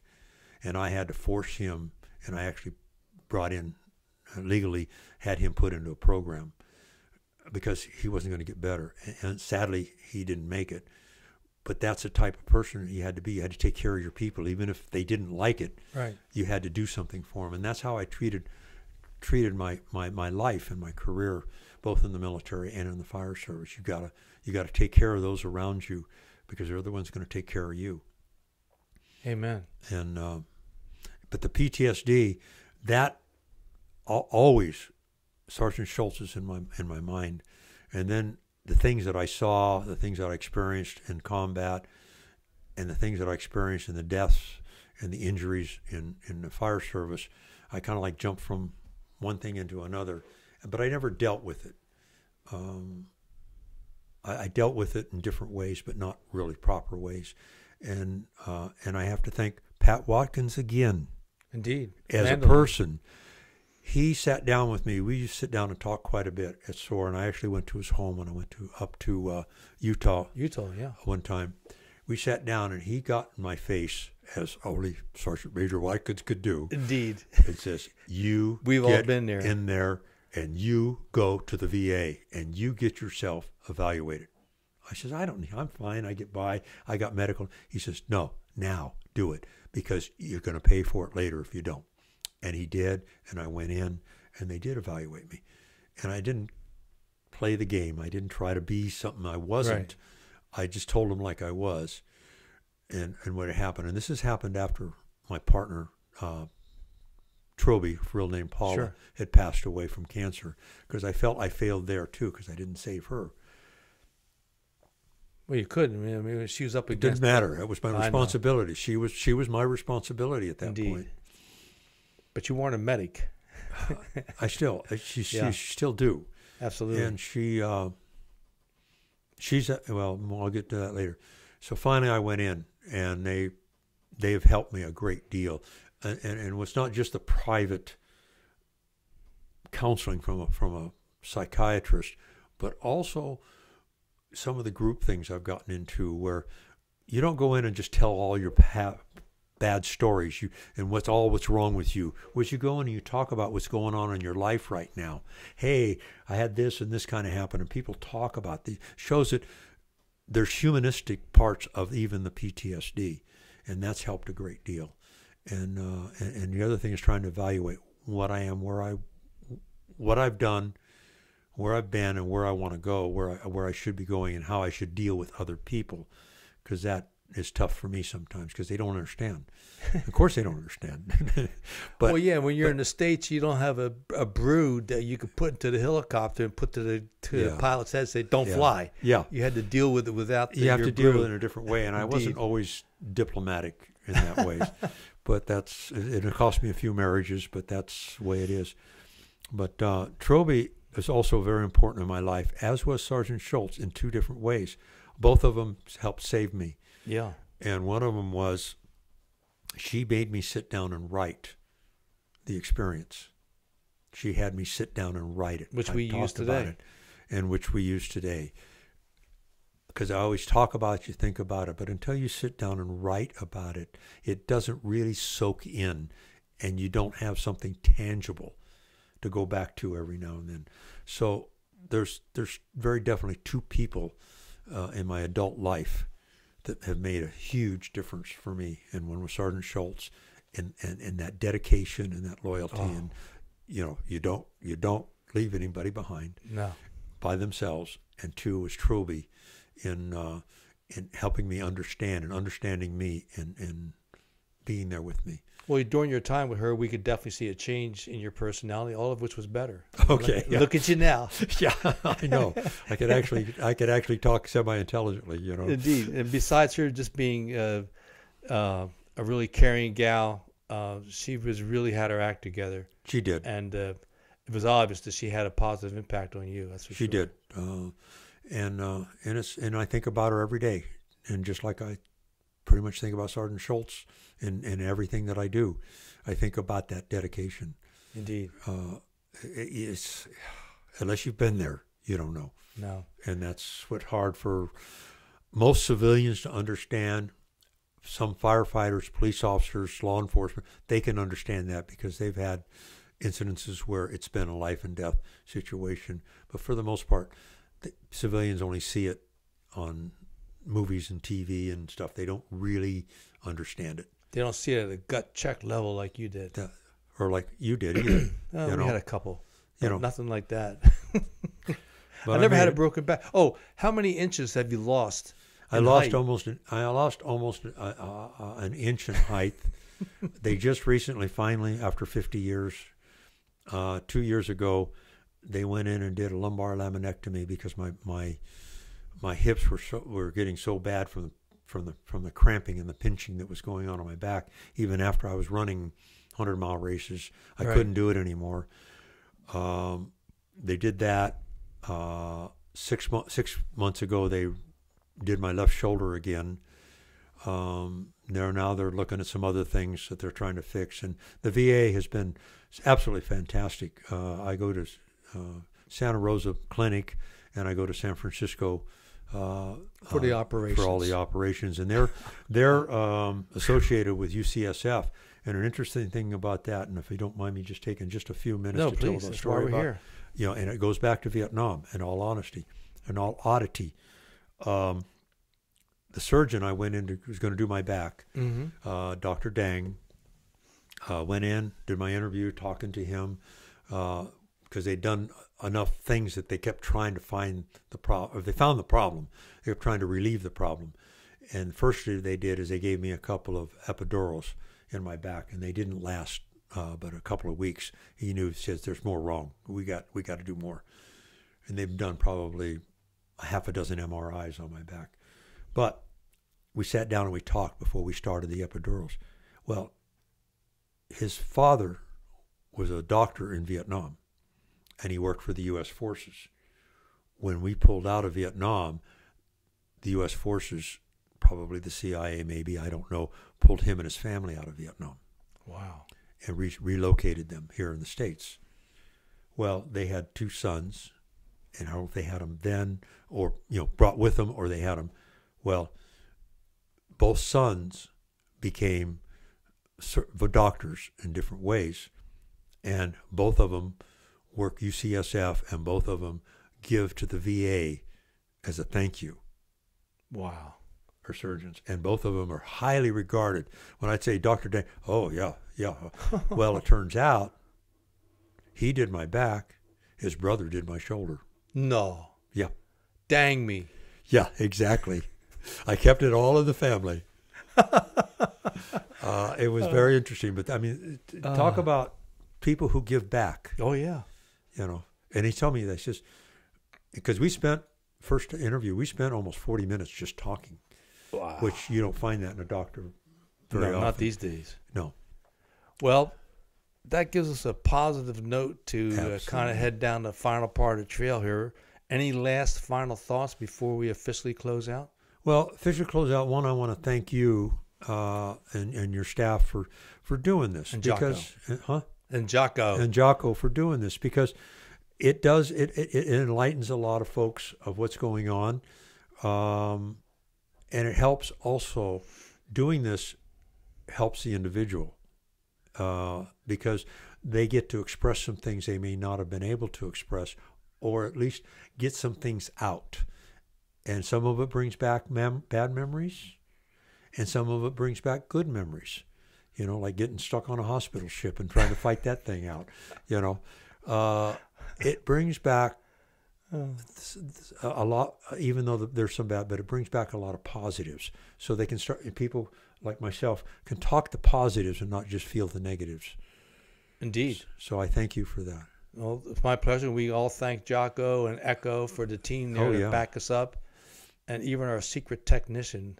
But we got to keep something in this operation secret. Indeed, we have to stay top secret. So it's at this point that we thank today's military, the Border Patrol, first responders, local law enforcement at all the different levels to help to keep our country and streets in America safe, even when there are efforts to defund our police departments. We thank the men and women who have served our country in years past. Heroes like you, David Gordon, who served our country for 26, 28 years, and then at the San Francisco Fire Department and ever onward.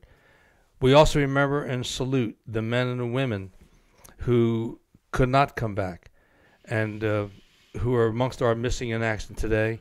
And as always, we thank Jocko Willink Productions, his counterpart Echo, for making these possible.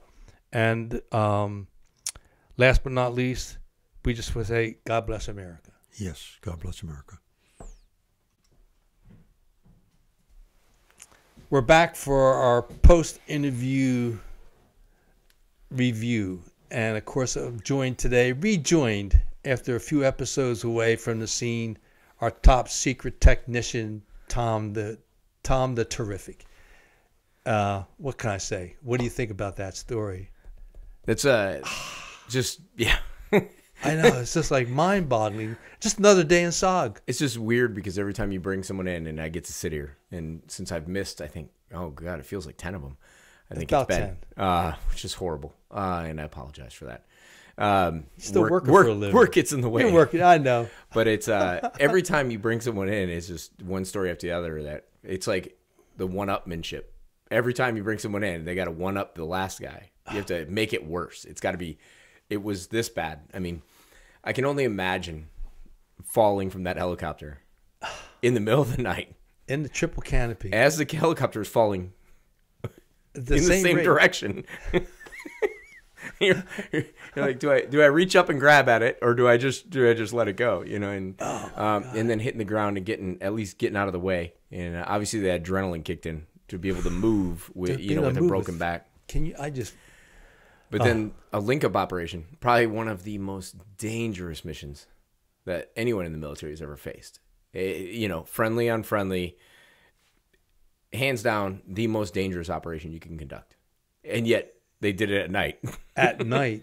This is back before we have all the aviation tools that are night available vision goggles today. And nothing like that. IR, strobes, and all that stuff that they have now versus what you had back then. You're just trying to link up with, It reminds me of in the book with Doug. The Frenchman. When he went down and linked up. How are we going to meet this guy in the middle of nowhere? The CIA agent. All of a sudden, the guy just pops in. Same thing. They met him on a hilltop. Yeah. And the CIA didn't want to get their pants wet. Yep.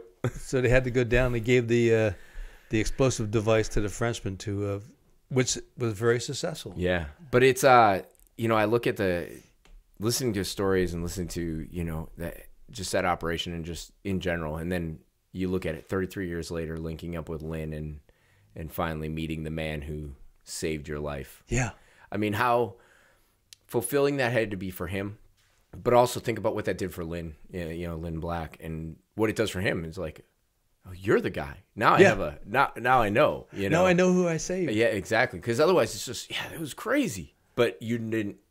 Is it real? Because you don't. Yeah, they never linked up. Exactly. So finally, you link up 33 years later. I know. I remember reading that in that book, and it's just it's incredible. I mean, it's absolutely incredible. Just everything you went through, and then to stay in. So you get drafted. Yeah. Then you decide, hey, you know what? I don't want to do this stuff. Let me go this route. And then okay, so I went SF, and Then hey, he you know got what? I'm going to riff. go SOG, and then hey, I'm going to stay in for 26 years. Yeah. Who does that? After he gets riffed. Yeah, gets kicked out.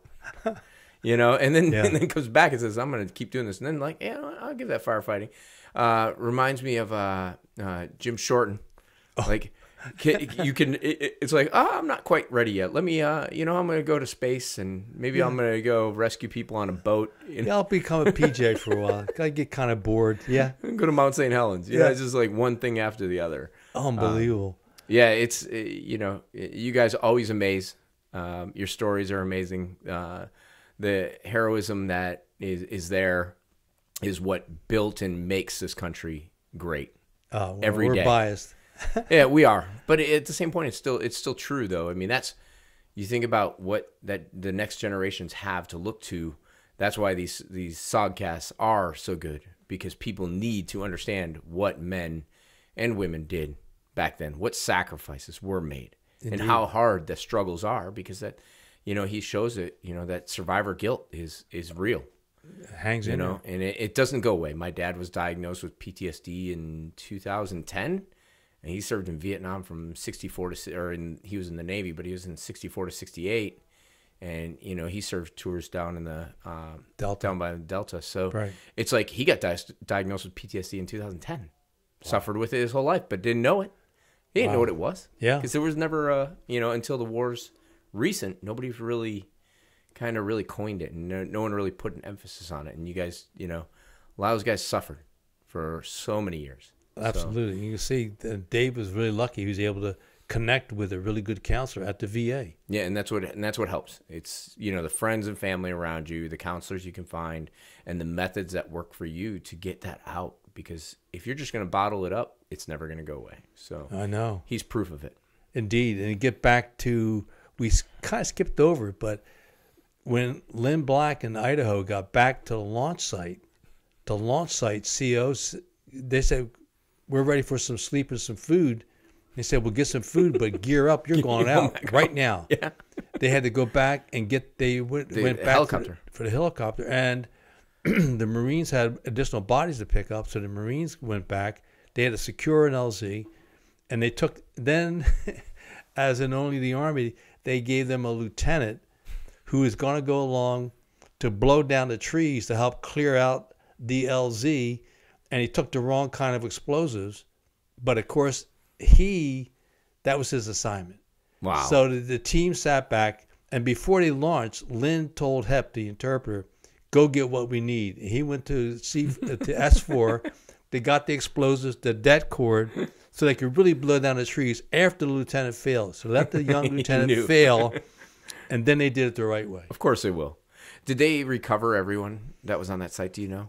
Yes. That was one thing that kind of got glossed over, I think. Well, yeah, in the very beginning, the people killed in the initial firefight were out, and then the bodies that were at the crash site, they were able to get them out. They did. Okay, good. Yeah. I missed that already.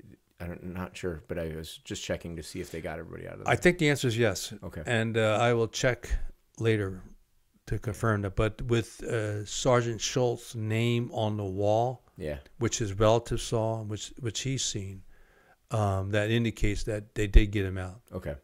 So, but again, the MIAs have a little extra connotation on the wall. But just to think about that one day and that one mission, and in fact, they were going for the American POW camp that the enemy had with Americans. Yeah. And we had intel reports about them, and we always had standing orders that if you have an opportunity, you come across a POW camp, go for it. Yeah. Always. And so, and they didn't get a chance. No. Never even got there. No. Probably because they got inserted in the wrong spot. A little snafu on the insertion part. Oops. My bad. Yes. Well, with that, any other further analysis there? Welcome back, sir. No, it's always great. I'm glad I'm back, and hopefully we can do a lot more of these, and I don't have to miss as many. And yeah, indeed. We'll be good. In fact, this week, this recording is being done November the 17th. Mm-hmm. And with this week, we meaning Jocko Willing Productions and Echo Charles, will begin posting podcasts. Nice. of our SOGcast. And so we're looking forward to those on YouTube. Nice. And we're getting some people following up, wanting to get some fan club growing here a little bit, some interest. And we were down last week, the third group, down there for a SOG Heritage Week, which was the first. And it was fascinating just to be like when I've been with you at fifth group, the same thing at third group. Yeah. Meeting these young SF guys. They're sharp. They're smarter than we ever were. They're probably faster. Just amazing. And so they go, yeah, we're curious about you grayheads too, you know. Yeah. So it's good. It's good synergy. So with that, we close out. And then for of interest, you know, Jocko podcast number 247 is an interview where we read from Lynn Black's book. Oh, awesome. And that book is just incredible. We talked about Lynn. Of course, we talked about some of the stories from across the fence and on the ground. Yeah. And even though Lynn didn't mention that much in his book, we covered that. So that's one more angle. If anybody's interested, please feel free to go to Jocko Podcast number 247. And, of course, Jocko Podcast 259 is Captain On. Yeah. Our King Bee pilot. Yep. And so those are the positive notes. And please feel free to go back to SOGcast 1 through 20, today being number 21. And we move forward here. And again, we, as always, we thank all of our firefighters, service members, Border Patrol, first responders, anybody that's helping to keep our country safe. Continue to pray for it. And then we always thank our veterans. And then for those who are not able to be here, who did not return, we offer prayers for them and hope to continue efforts to bring them home. Amen. Airborne.